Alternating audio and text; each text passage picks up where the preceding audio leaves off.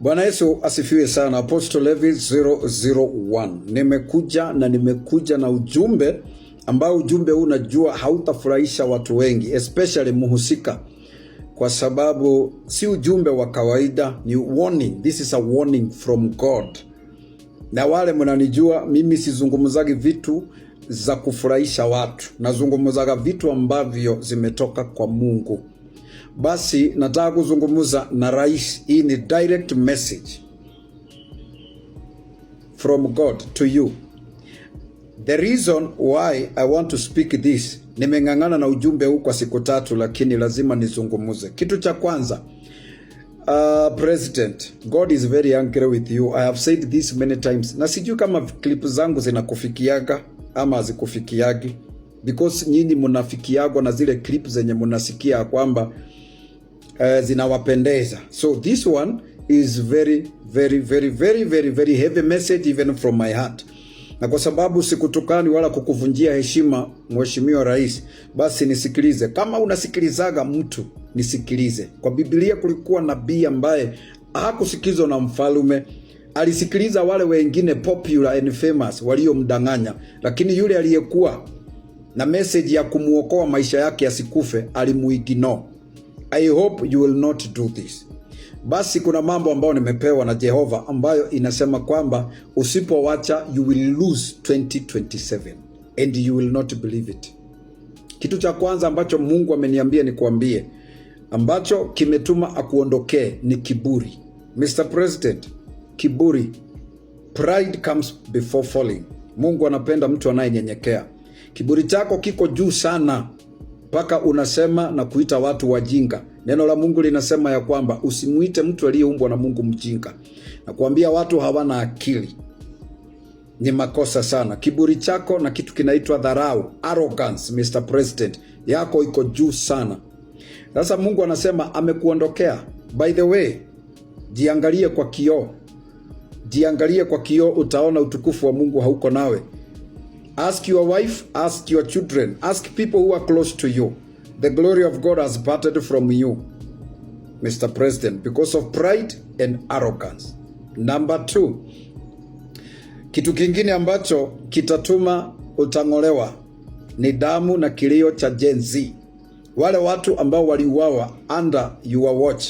Wewe mwenyewe uko kwa public domain ukisema watu wapigwe risasi kwenye miguu. Watoto waliuawa wa watu na hamjawahi fanya compensation. Kilio chao, madhabahu hiyo ya mauti itakuondoa kwenye kiti na hutaamini. 2027 is not about chama, it's not about mtu wetu. Unaona hawa watu wa kabila la kwako ambao wanakuambia na wanasema kwenye social media kwamba watu wengine watajua, hawajui. Afadhali Kenya ichomeke kama hutarudi. 2027 watakamatwa shingo na Mungu. Hautaamini. There is nothing they will do. Maana hii ni vita vya kiroho, sio vita vya siasa. Kutachipuka watu wengine ambao hamkutarajia na watawaweka chini. Hamutaamini. 2027 you will be defeated. Sawa sawa. Jambo lingine ni hili. Bwana anasema uache uchokozi. Nisikilize Mr. President. Na kuna mambo mengi sana na yabana. Kuna mambo naweza nikaongea lakini siwezi nikayaongea hapa. I wish one day I find time to speak with you one on one. I will tell you so many things. Wanasema husikizagi mtu, but I wish one day you can listen to me. Unaona wahubiri marafiki zako, wale wanakuogopa, wale hawezi kukuambia ukweli. Basi we thank God for the internet, because uhuru huu wa kuongea bila kutukana mtu wala kuchochea, na wakati huu wa TikTok, nashukuru Mungu, we thank God for the internet, because I'll speak here. Najua in one way or the other itakufikia. Maamuzi ni yako ya kunisikiliza ama kutonisikiliza. Lakini 2027 you will lose. You will not believe it. I'm telling you. You will not believe it. Maana Mungu akikuondokea, Mungu aliyetuma ushinde deep state ile iliyokuepo, it's the same God that will defeat you, because ulimuacha Mungu. Kiburi chako kimepanda juu sana. Ninakuambia inakuwa heshima sana. Wahubiri wale wanakuzunguka hawakuambii ukweli. They are not telling you the truth. And maybe wanatamani, lakini you don't create that environment. Sasa leo mimi nakuambia kama mtumishi wa Mungu, I am not a political analyst and I'm not content creator. I am a servant of God. Nisikilize vile Imla. Unakumbuka yule mtumishi wa Mungu Imla alikataa kusikilizwa, lakini kile alisema kilifanyika. The king died. I wish he could have listened to that prophet.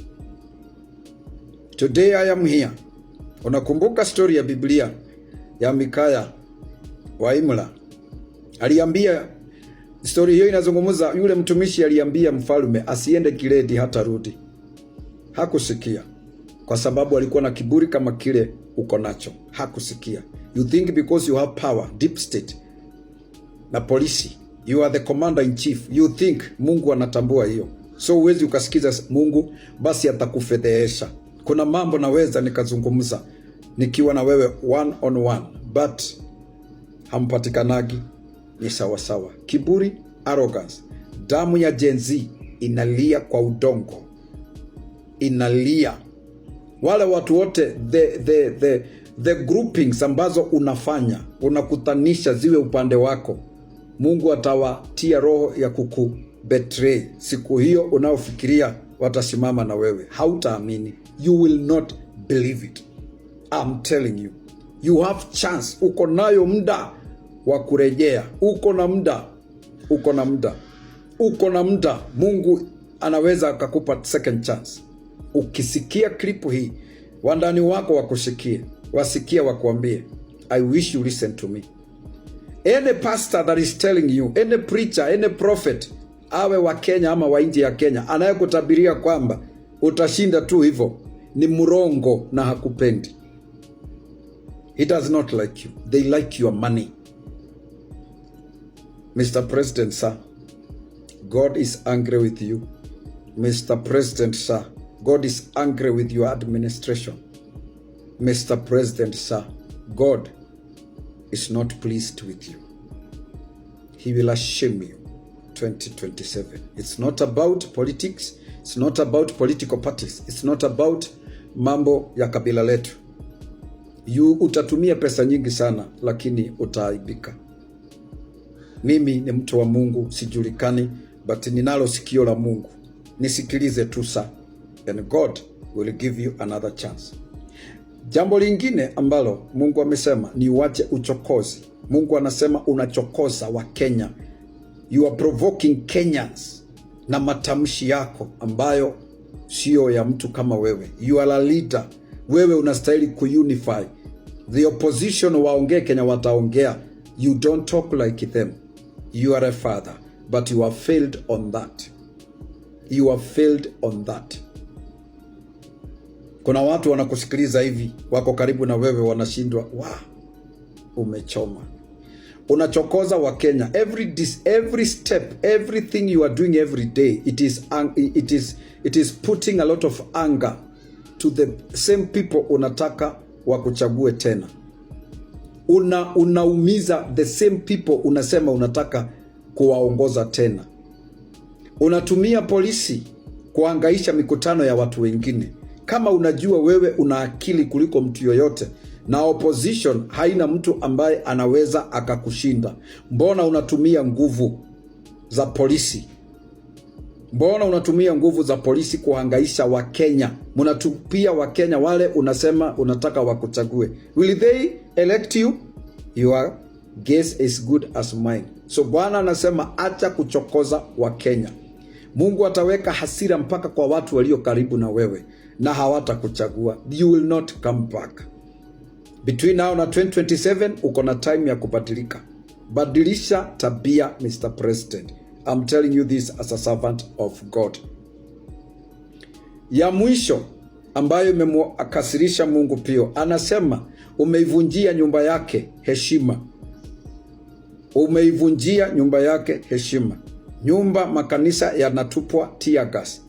Watoto wahubiri madhabahu ya Mungu. Watu na jinsi nyumba ya Mungu, basi anasema na wewe atakufedhehesha. Atakufedhehesha. Atakufedhehesha. It is the same church. It is the same altar that fought for you. Now you are fighting it. 2027 you... Asante sana. Kama ulivyomsikiza Nabii Levis akizungumza hapo, ameweza kuzungumza mambo mengi jinsi ulivyosikiza akizungumza. Ni apostle ambaye anajulikana sana. Kama unavyokumbuka, aliweza kutabiri kifo cha Raila Odinga. Sasa hivi ameweza kuja na unabii kuhusiana na Rais William Samoei Ruto. Wengi wamekuwa wakimfuatilia kwa muda mrefu, lakini sasa hivi yani kazi ambayo anafanya ama ile unabii ambayo anatoa ni unabii ambao wengi wanaifuatilia kwa sana. Sijui una maoni gani kuhusiana alichosema Apostle Levis? Kama uko na maoni niachie hapo kwenye comment section. Kama hujasubscribe na kuomba uweze kusubscribe, finya notification bell ndio wakati wote tunapata habari kama hizi unakuwa kwanza kuzipata. Hadi wakati mwingine, nakutakia mchana mwema. Asante sana.